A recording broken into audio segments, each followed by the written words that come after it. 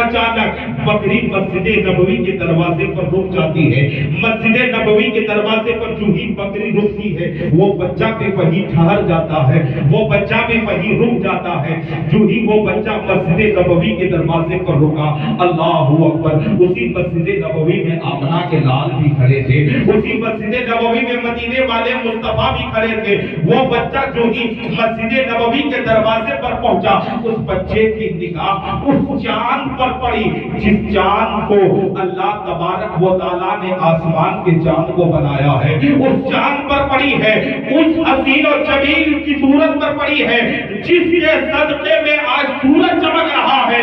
اس بچے کی نگاہ جب میرے آقا کریم پر پڑی ہے, وہ بچہ تکتا رہتا ہے, تکتا رہتا ہے, تکتا رہتا ہے. آقا سوال کرتے ہیں, یہ بچہ بتا ذرا بات کیا ہے, تو بڑی دیر سے کھڑا ہے, آخر معاملہ کیا ہے, جا تجھے تیری بکری مل گئی ہے, اب گھر چلا جا. وہ بچہ جواب دیتا ہے, اے ساحل سن لے, آج تک میں نے تجھ سے حسین و جمیل دیکھا نہیں ہے, آج تک میری آنکھوں میں تیرے جیسا خوبصورت گزرا نہیں ہے, آج تک میری آنکھوں میں تیرے جیسا حسین و جمیل ہم نے کبھی دیکھا نہیں ہے. کہا بات کیا ہے, کہا آیا ہوں خالی ہاتھ مگر دامن بھر کے لوٹ جاؤں گا, آیا ہوں خالی ہاتھ مگر دامن بھر کے لوٹوں گا. آقا مسکراتے ہیں اور پوچھتے ہیں, بتا بات کیا ہے, تو چاہتا کیا ہے. وہ بچہ بڑی معصومیت کے ساتھ جواب دیتا ہے, اے حسینو اے محسبی, مجھے اپنا بنا لے, مجھے اپنا بنا لے. قسم خدا کی, اللہ اکبر, آقا کریم صلی اللہ علیہ وسلم نے اس 9 سال کے بچے کو کلمہ پڑھایا ہے اور اپنا بنا لیا ہے. اپنا بنانے کے بعد کہتا ہے, اے بیٹے تو اب گھر چلا جا.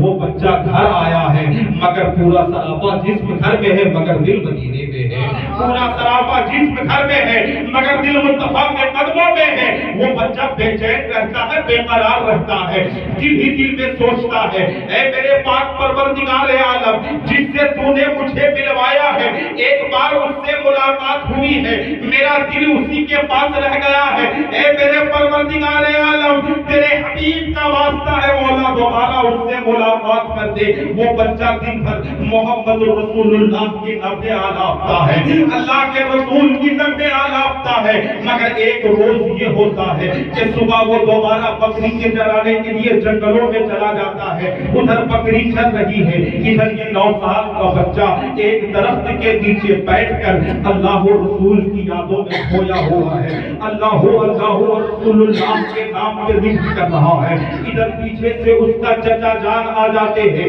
جو ہی اس کے چچا نے اس بچے کو دیکھا تو محمد رسول اللہ کے نام لیے جا رہے ہیں.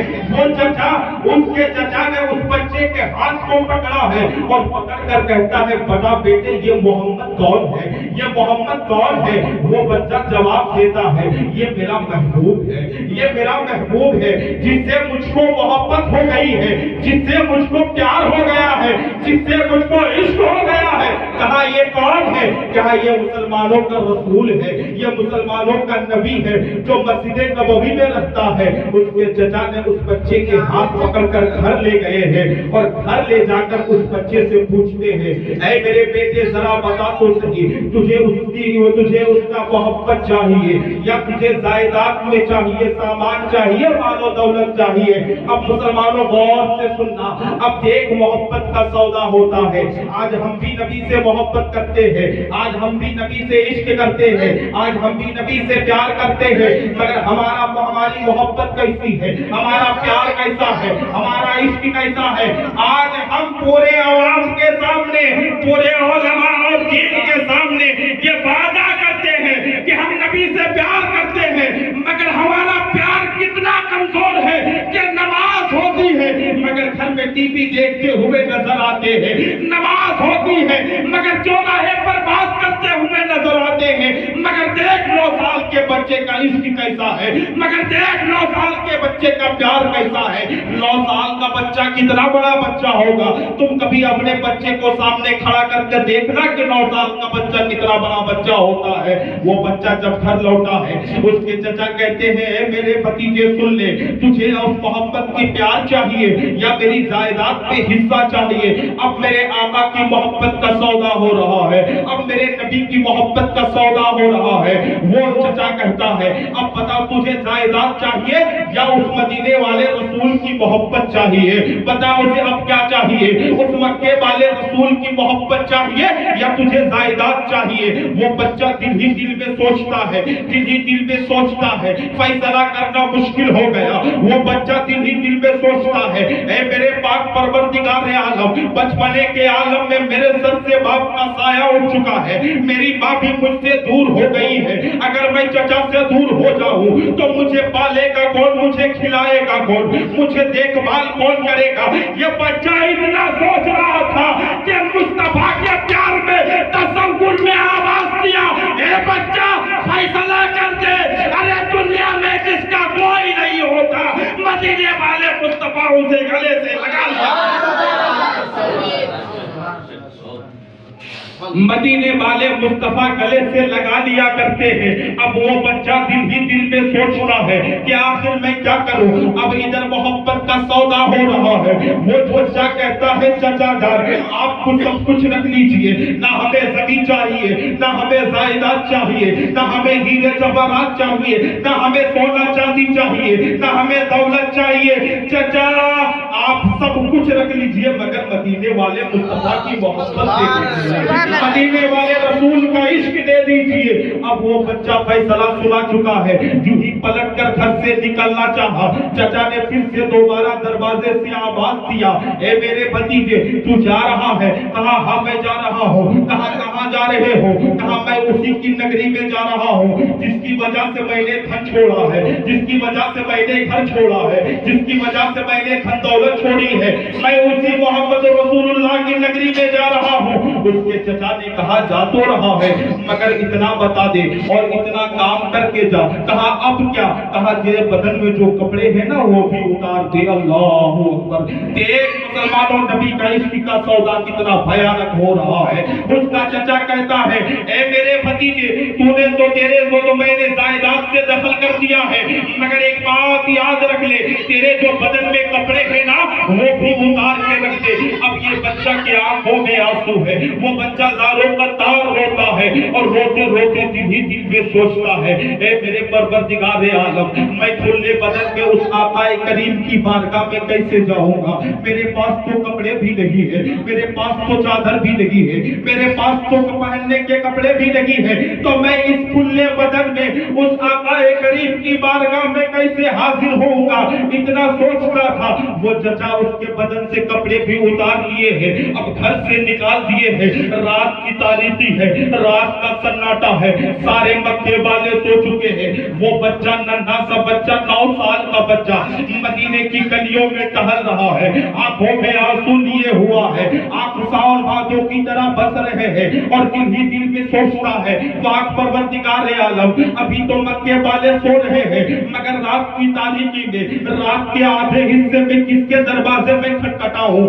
ماں بھی تو کہیں دوسری جگہ چلی گئی ہے. اب یہ بچہ دل ہی دل میں سوچتا ہے کہ اگر کوئی مجھے دے گا وہ میری ماں ہی دے سکتی ہے، اگر مجھے کوئی کپڑا دے گا وہ میری ماں ہی دے سکتی ہے. وہ بچہ رات کی تاریکی میں اس دروازے کو جا کے کھٹکھٹاتا ہے جہاں اس کی ماں نکاح کر کر شامیانہ بنائی ہوئی تھی. اس دروازے کو کھٹکھٹایا ہے، باہر سے پردے کی آڑ میں اس کی ماں نکلی ہے. جو ہی ماں نکلی اپنے بیٹے کو دیکھا، حضرات وہ ماں تھی ماں اپنے بیٹے کو کلیجے سے لگاتی ہے اور کہتی ہے میرے لال ذرا بتا تیری حالت کیسی ہوئی؟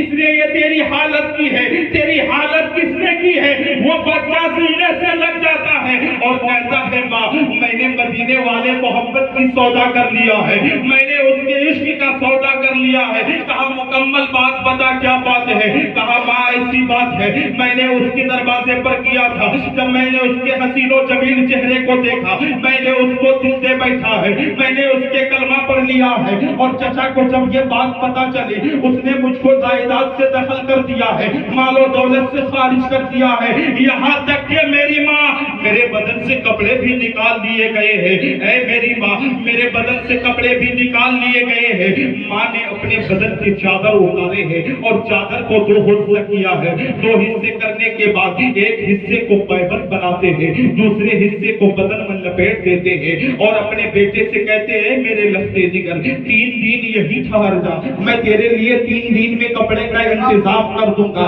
मैं 3 दिन में तेरे लिए कपड़े का इंतजाम कर दूंगा।